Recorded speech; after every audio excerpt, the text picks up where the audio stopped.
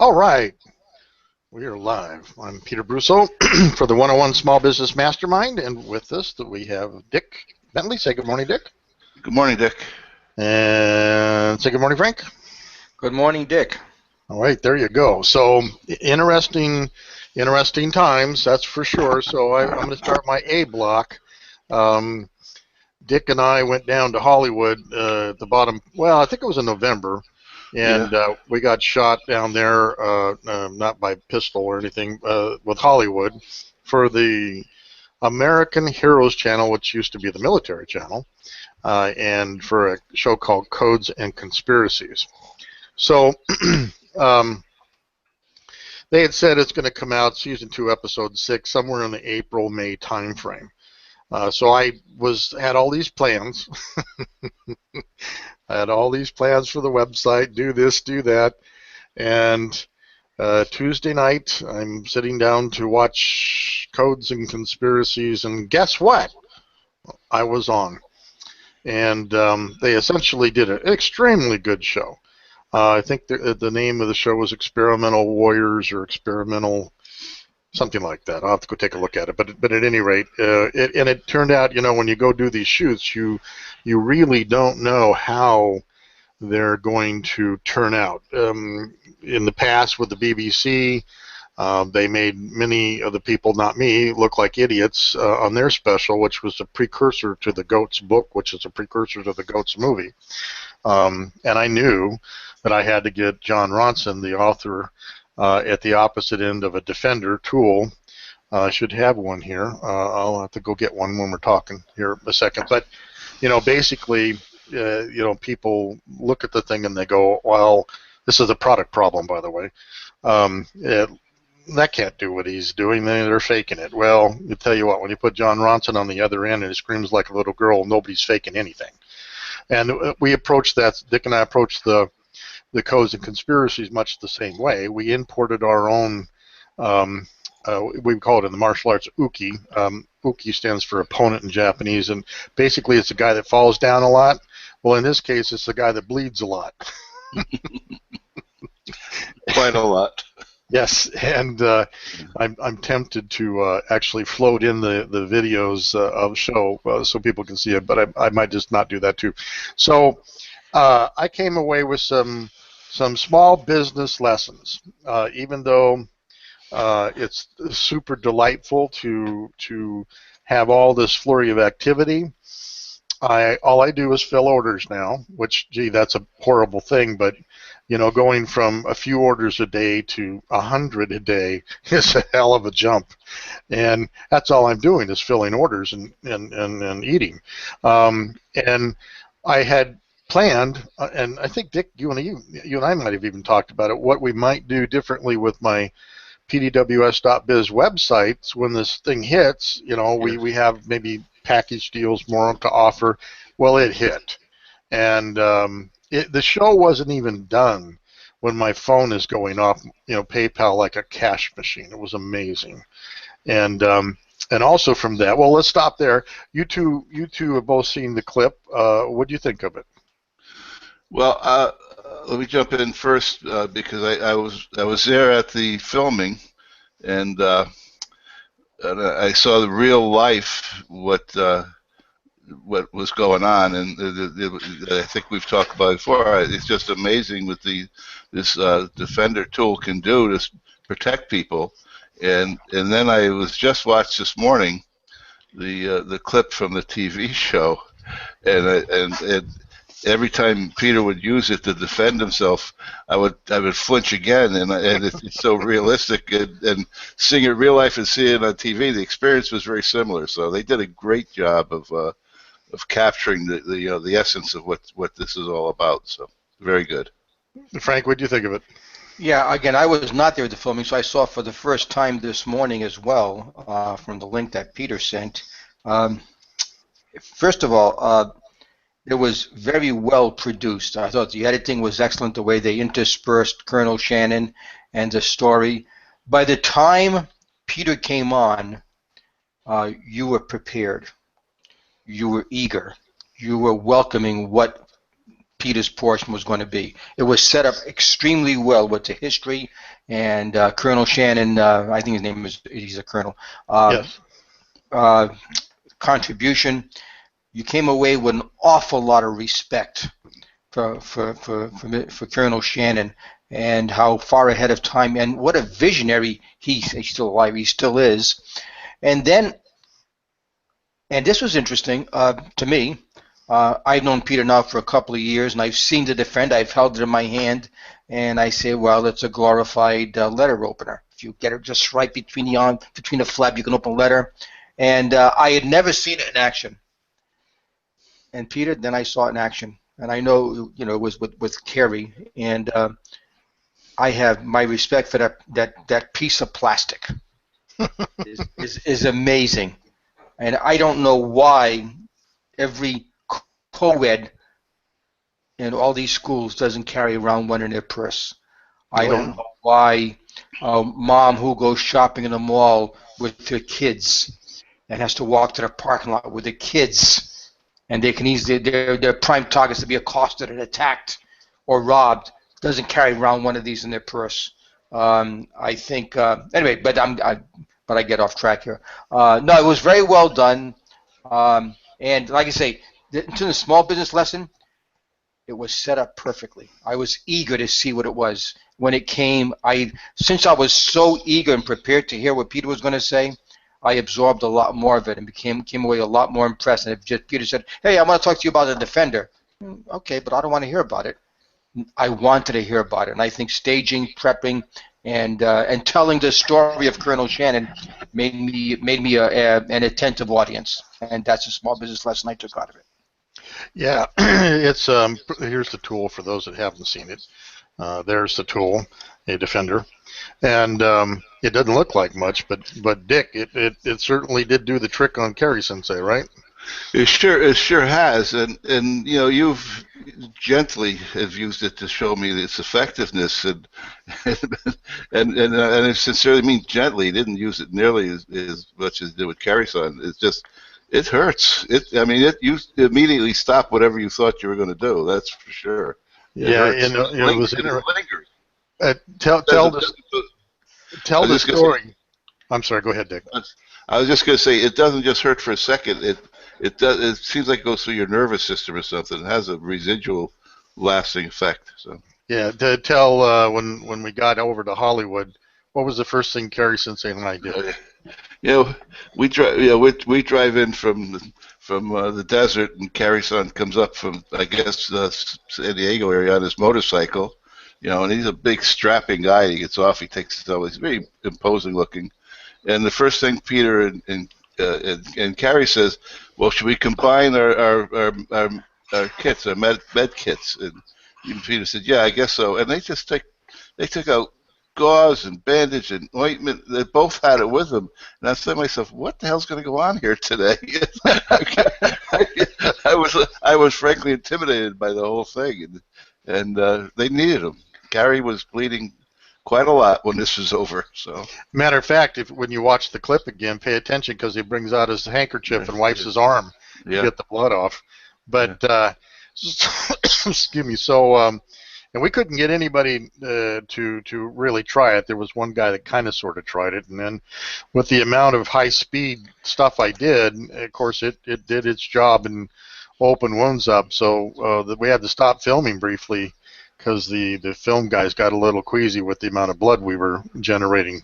But all that put aside, out of this came some other interesting lessons. Well, first off, I should have done all my prep on my site and had it ready to go from whenever they pulled the trigger. Bad on me. My bad. Also, I'd have had more product made and ready to rock and roll. My bad. So I've been scrambling, just literally scrambling to figure. I had to go into Mecca, to the post office, and beg for supplies. Completely emptied their supply. It's amazing. And then, of course, redoing the website. I should have done that. But now some other interesting stuff happened. A guy by the name, well, I won't use his whole name. I'll use his first name, which is an interesting name. It's called Mace. Okay. He ordered a special, and he also got talking that he supported some other military groups, like the DAV. He didn't know about the DAV, Disabled American Veterans. So I mentioned to him that Coachella Valley, the Coachella Valley Veterans.com, if he's looking for another charity, and he says he was. Well, Dick, he just signed up a revolving charity for our DAV. Oh, great. $50 a month, Dick. Wow.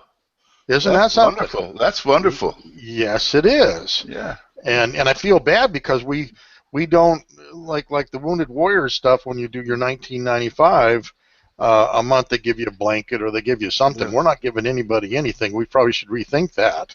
Yeah. Well, we've got plenty of hats and T-shirts. I might send him one. Yeah. Yeah. You'll have to talk it over with the guys, this next week or two.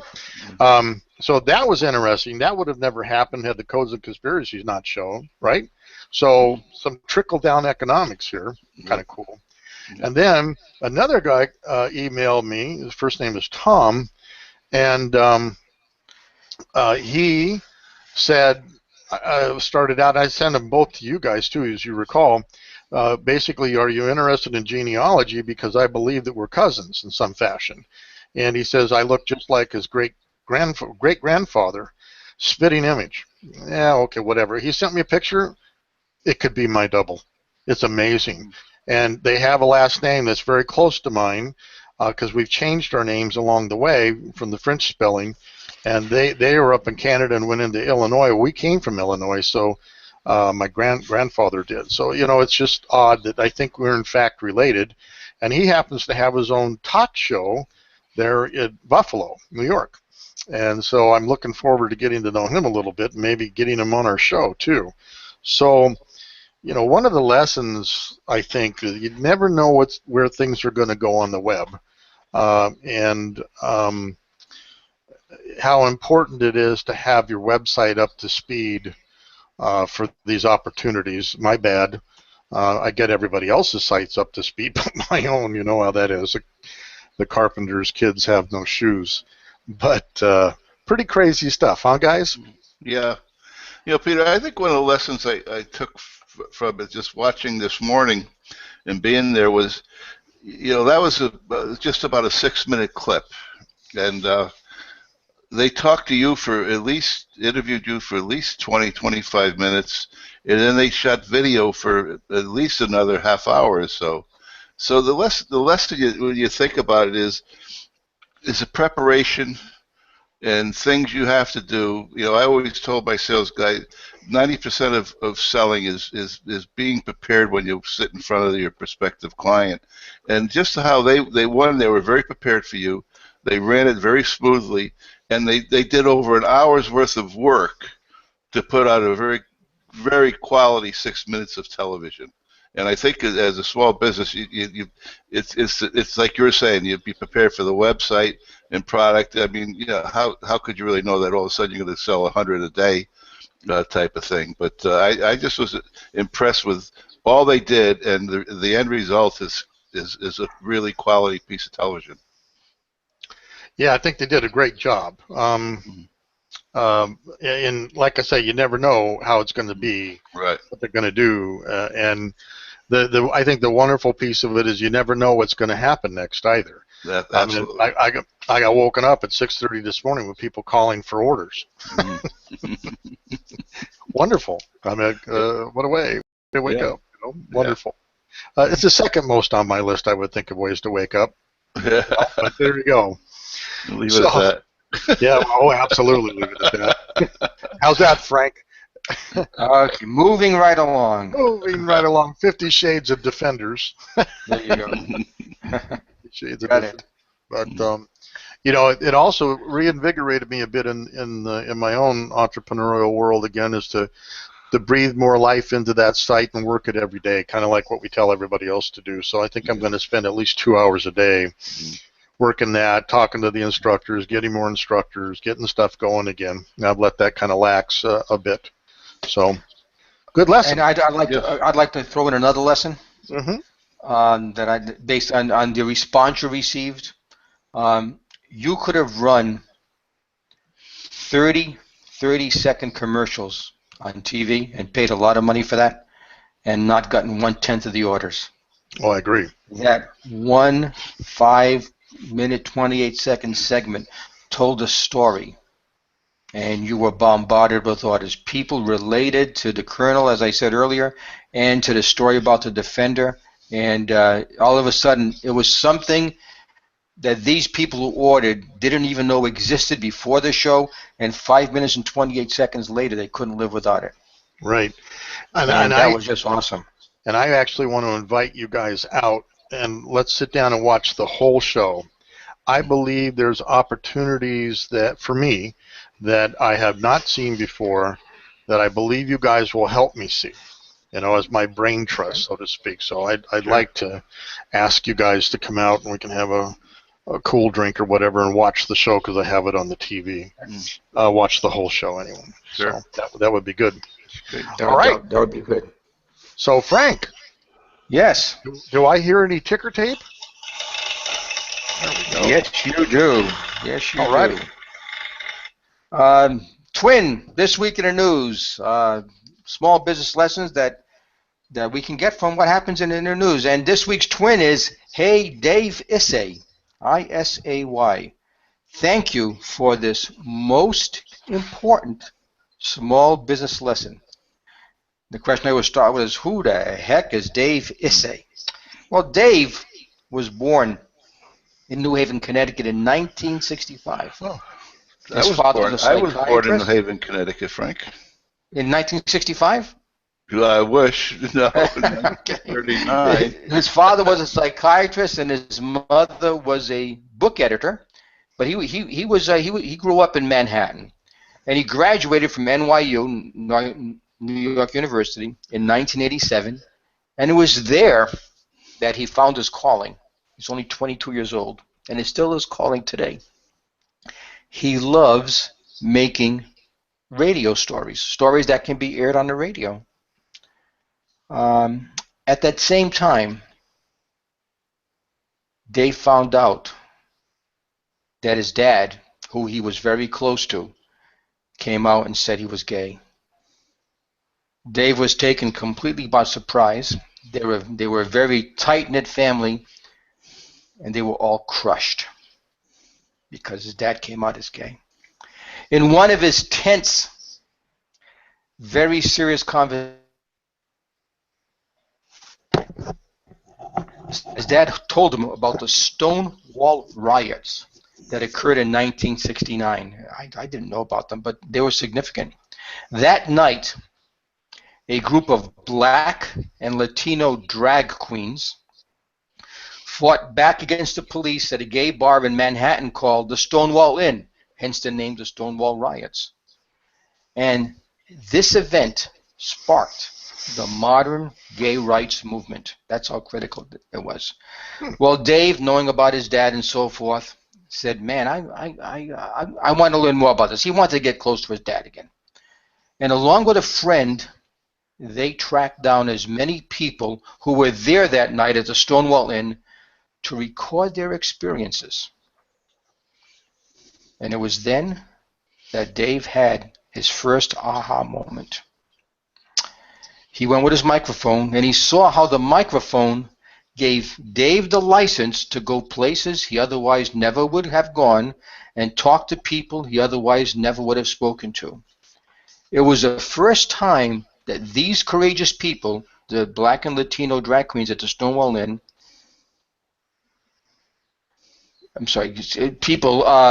gave them a national audience to tell their story. It also dramatically changed his relationship with his gay father, and that series of interviews changed Dave's life forever. Over the next 15 years, Dave made many more radio documentaries, always in story form, shining the light on people that very few would have heard from. He didn't interview the famous, he interviewed the people very few people have heard from. And over again, Dave saw how this simple interview with a microphone meant so much to the people who were told, and they believed, that their stories simply did not matter. Then in 1998, Dave made a documentary about the last flop house hotel on the Bowery in Manhattan. You all know what flop houses were. It's where the homeless went. They lived, and they have cots, and there's chicken wire separating the cots, so kind of little privacy. And it's for people really down in their luck. Well, Dave wrote a book, and he recalls taking an early version of the book to the flop house, and he found the guy that he wrote about, and he showed the guy the page in the book about his story. The guy stood there, staring at the page in silence. Then he grabbed the book out of Dave's hand, held it high over his head as he ran down the dingy flophouse hallways, shouting, "I exist, I exist." For the first time, this man believed that his life mattered to somebody.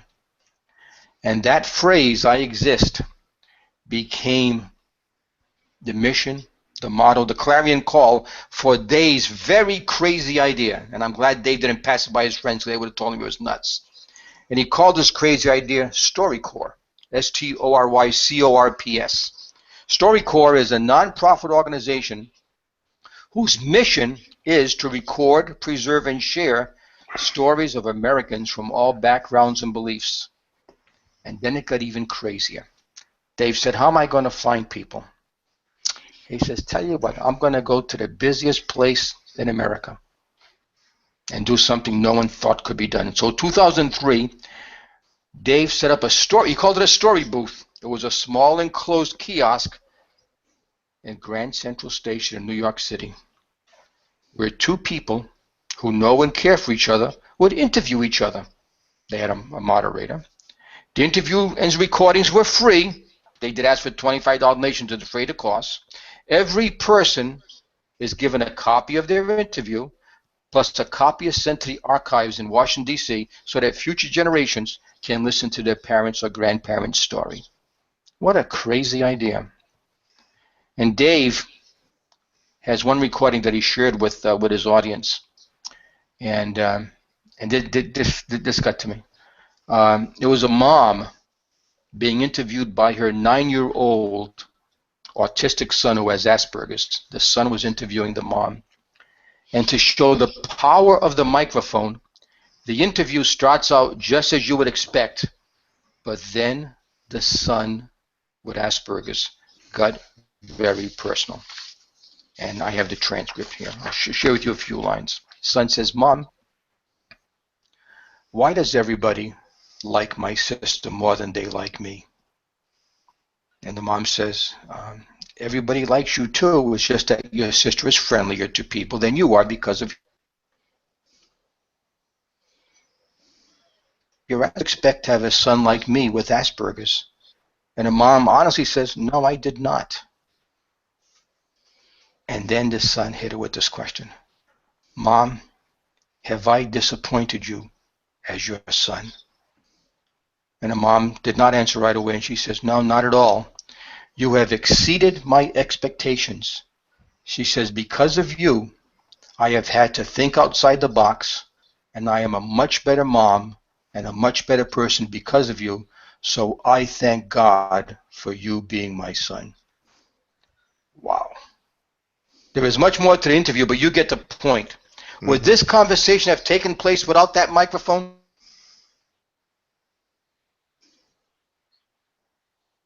Poignant conversation is now recorded and saved forever. That's the power of that microphone. And you know, the first thing I thought about when I was doing research was you two guys and CVP. Right. That's the first thing I was thought about. The small business lesson. You know how I believe the power of a story is important. But here's a quote I learned from my research on Dave. And he has this quote on his website. He says, "Everyone around you has a story that the world needs to hear." Everyone, not just some, everyone. Your clients and your prospects have a story that the world needs to hear. Help them craft and record that story. But then, as business people, here's what we do. Help them craft their story after doing business with you. Your client will be forever grateful. That's the power of the microphone. And that's the end of my twin for this week. Thank you. Well, that's very powerful. Yeah. Yeah, yeah. I was so touched by this. Yeah, well, Dick and I do these veterans interviews too, and surprisingly crazy stuff comes out. Isn't that right, Dick? Yeah, it's amazing, when these veterans who normally don't talk about their service, but when you put it in and you ask them to tell their story. I mean, one guy took 50 minutes to tell his story. It was interesting, but they open up. That's for sure. Yeah, you even told yours too, and Yeah. I even found a picture of the ship, your ship. Yeah, USS Haley. Yep. Yeah, so it's kind of fun. What we do is I do a little pirating of pictures off the internet, but I don't feel bad about that because it's a non-profit thing, to help illustrate these veterans' stories. But now does he illustrate his too, or these audio? They're video, just audio? What are they? Their audio and what he did on his website. And oh, by the way, I saw this on a TED Talk on Tuesday night because I was going to talk about something else, and I saw this Tuesday night because I subscribed to the TED channel, and I downloaded and I watched it twice already. The story with the mom and the son with Asperger's, he put that in a cartoon format to just make it a little bit lighter. And and when he gave his TED Talk, and I don't know where, I think it was in Vancouver, when he gave his TED Talk, he stopped after talking about the mom and her autistic son, and he says, they're here in the audience. And he introduced the mom and the son 7 years later that had done that talk, and the son is now a freshman in college. And so proud of what he's accomplished to date, as well he should be. And the mom was just so proud of her son. And it was just, and the place just erupted. And again, I had moist eyes, I'll be honest with you. I was just so impressed. But I was also touched by that gentleman in the Flophouse who his existence is to find the next meal. Right. And when he showed him his story in an actual page of an actual book, and he ran down the hallway saying, I exist, man, that hit me too. That hit me hard. Yeah. So anyway, I'm on his site. Very interesting. What StoryCorps? Yeah, StoryCorps. Yeah, yeah. And but he just got not org. Yeah, he just got a $1 million grant from the TED Foundation, and he's received other awards. Yeah, he now has a StoryCorps booth in Atlanta, and he's putting one in Florida, I think. And he also has an app that you can download and do your own StoryCorps stories on your iPhone and upload it to him, and he will archive it for you in Washington, D.C. Yeah, so he has an app for that as well. He's got Alabama 6 stories, Alaska 3 stories. He's got different states here too, by pictures and whatnot. Pretty interesting themes and locations, programs and initiatives.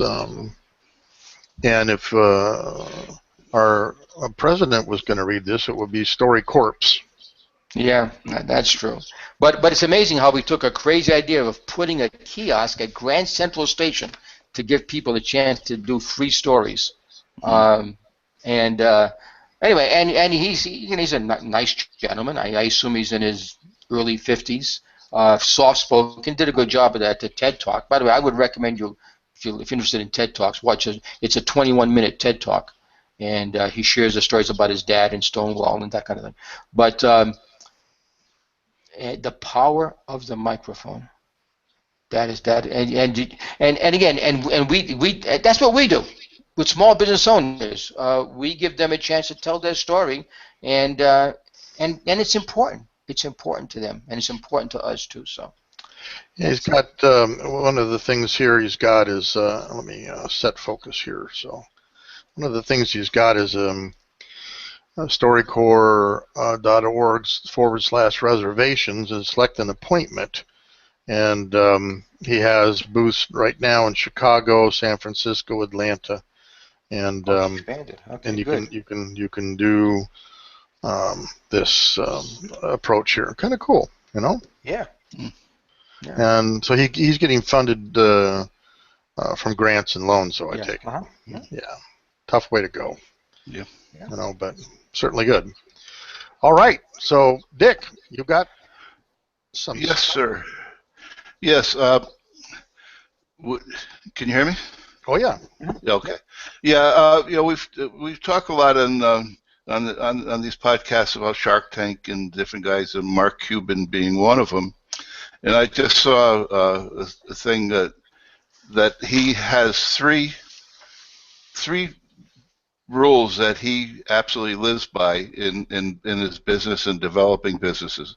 Mm-hmm. I'm just going to talk real quickly on the rules, but the first one, Peter, I think pertains exactly to what you went through with your Defender, and it is understand the difference between adding value and benefiting from a bull market. And I think that's I think what you said today, it was so true, because you're basically in a bull market.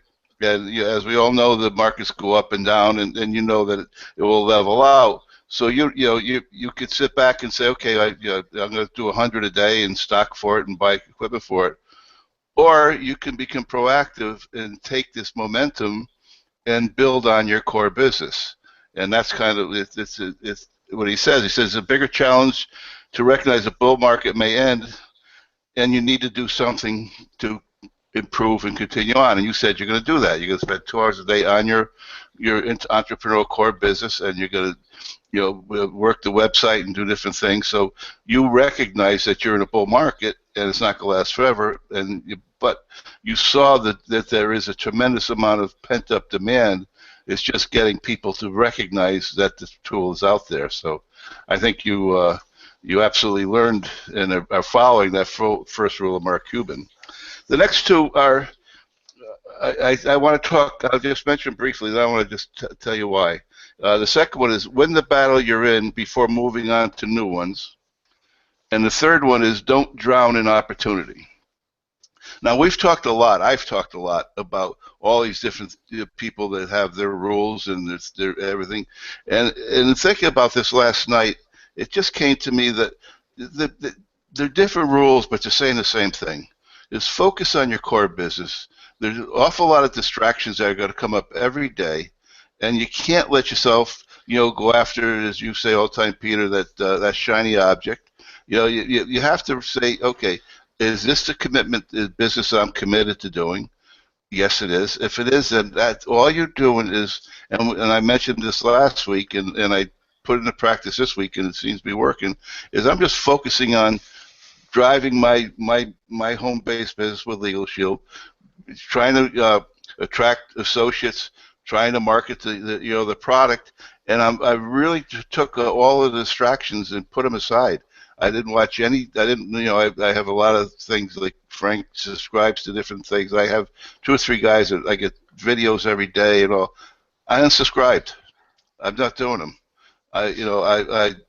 There's other things, there's webinar things that I would sign up for. I'm not doing them. If I think I've learned, you've got a business, focus on it, execute it day in and day out. Be relentless in pursuit of being successful in whatever business you've tried to do, and take the other opportunities and put them aside.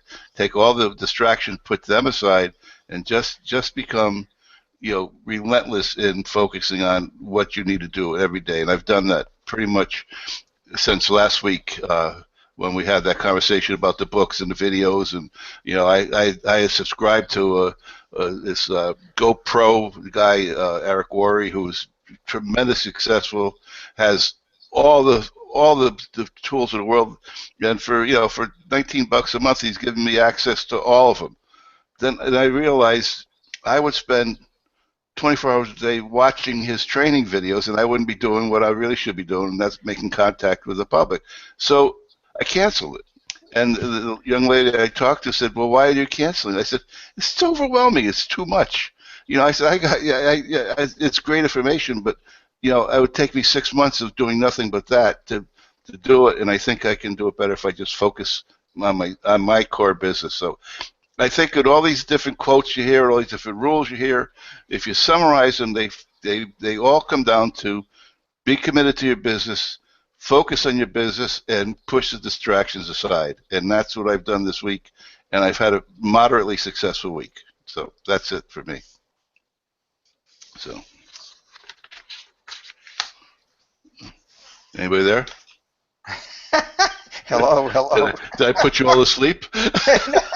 I'm Johnny Carson. Is this mic on? Is this mic on? No, we're just thinking about what you said, Dick. Yeah. Okay. But I'll tell you that the thing that hit me, again, a lot of things hit me, but the thing I'm going to take away first and foremost is this gentleman. I forgot his name. That You're breaking up, Frank. Peter, we can't hear you, Peter. Okay. Anyway. Oh, sorry. There you go. I have to unmute my mic. There you go. Okay. We're gonna get you a faster computer, Frank. Yeah. But go ahead. Well, I was frozen? Yeah, you've been frozen a lot. Yeah. Actually. Really? Yeah, we'll get by. All right. Anyway, the thing I got, Dick, from what you said is that this gentleman you paid $19 a month for. What's his name? Carruthers? No, Eric Worre. W-O-R-R-E. He overwhelmed you with so much stuff. All good, but overwhelmed you with so much stuff as opposed to breaking it down into bite-sized elements. Right. Yeah. And what and I don't know for a fact, but I think he obviously made a decision. He at least once a year, sometimes twice a year, he holds training weekend Thursday, Friday, Saturday, Sunday training in Las Vegas. Charges $3,000, $4,000, $5,000 to go there. And I think he realizes that there's an audience that can't afford the $3,000 or $4,000, so he's done this subscription-based service, which he's going to make a fortune on. But it's just so he would have been much better off if he gave us the drips and drabs information, but he made available like 5 years worth of these seminars and training programs and tapes. The tapes are an hour and 20 minutes long, and there's like 10 of them, and it just overwhelmed it. I think he made a marketing mistake rather than just saying, okay, I'm going to give you so much a week, but he said I'm going to give you all of this stuff, and I just frankly couldn't handle it. I would not be doing my business because of it. Right. Yeah, it'd be like trying to get a sip of water from a fire hose. It's all there. You just can't. Right. Yeah. I see. Okay, that's interesting. Yeah. Okay. Yeah. Good lesson there. Very good lesson there. Yeah.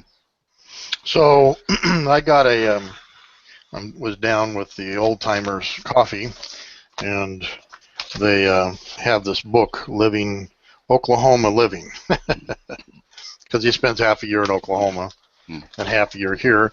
And they had a thing in here, Oklahoma, great state for entrepreneurs, and it talks about, which is kind of interesting. It talks about how difficult it is to be an entrepreneur in a rural area, like out where I am, Yeah.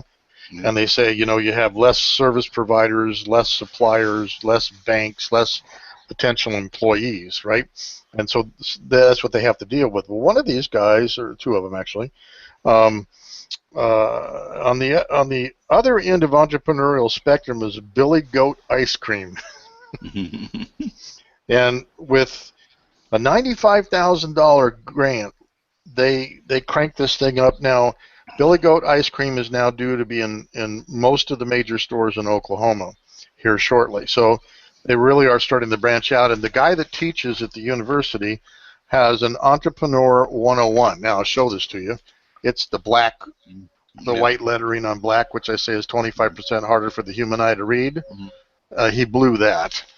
But he says the first thing the teachers in the process is, number one, recognize a business opportunity. Now, with our fractured business tales and the way we're trying to get people to watch how other people are working their business and where it can be improved, gets that eyeball to recognize an opportunity. The second step he talks about is test the feasibility of the idea. Okay. Third, launch the venture.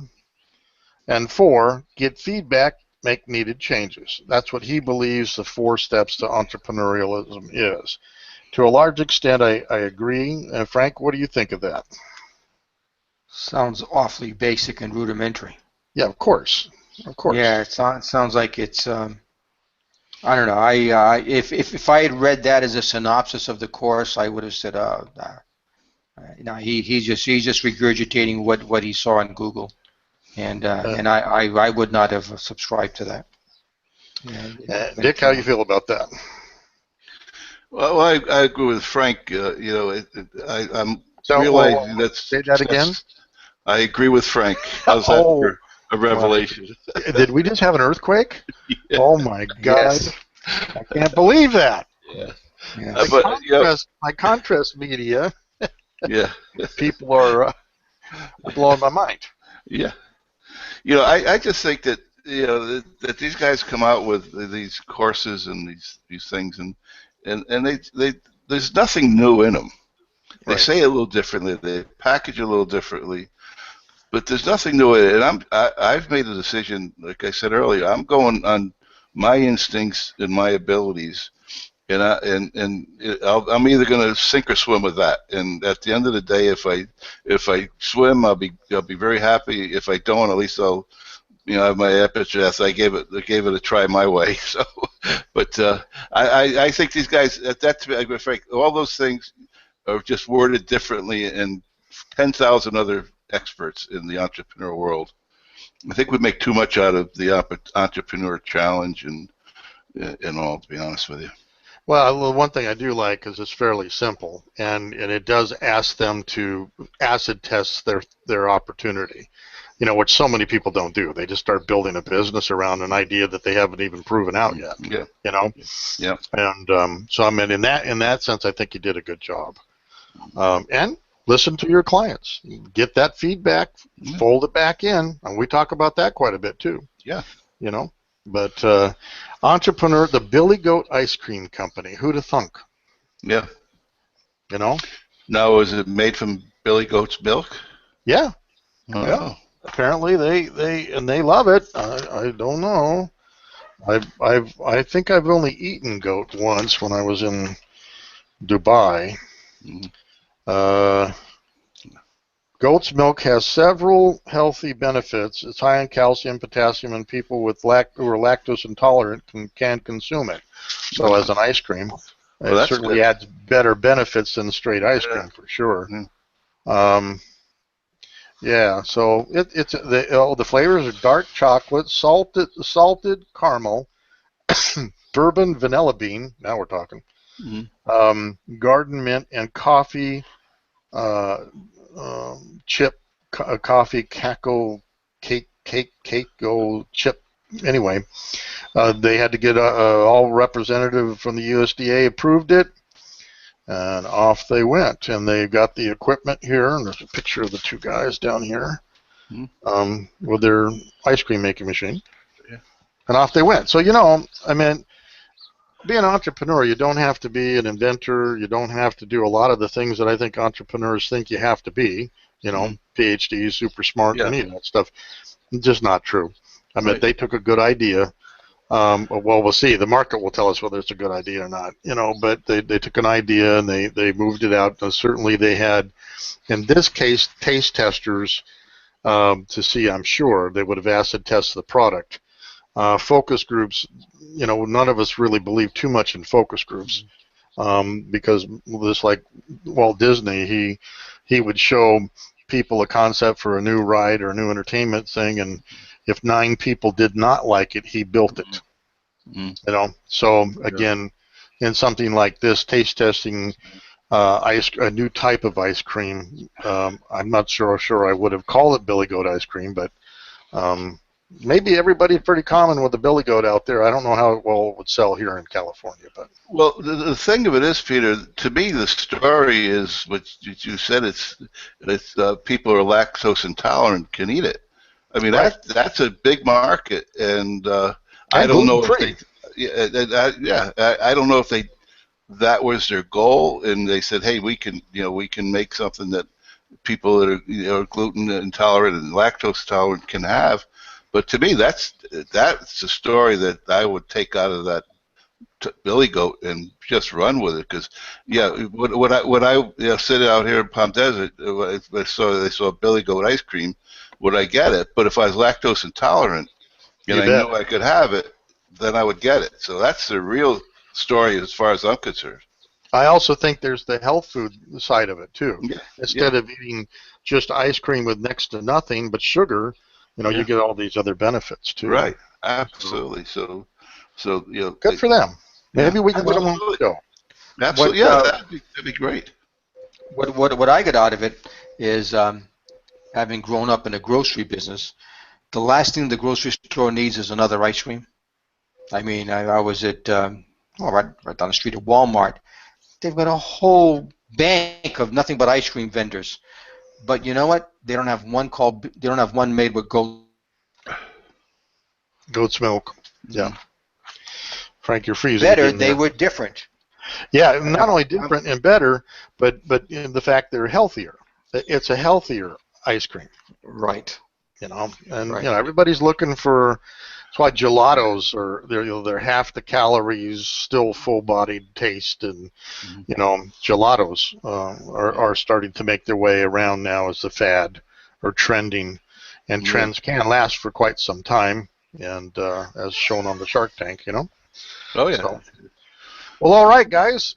About the natural conclusion of today's podcast. Dick, you have anything more you want to say? No, I'm pretty much said it all I have today. And Frank, anything? Yeah, good night, Dick. All right. Good night, guys. Frank. Good night, Dick. Hang on.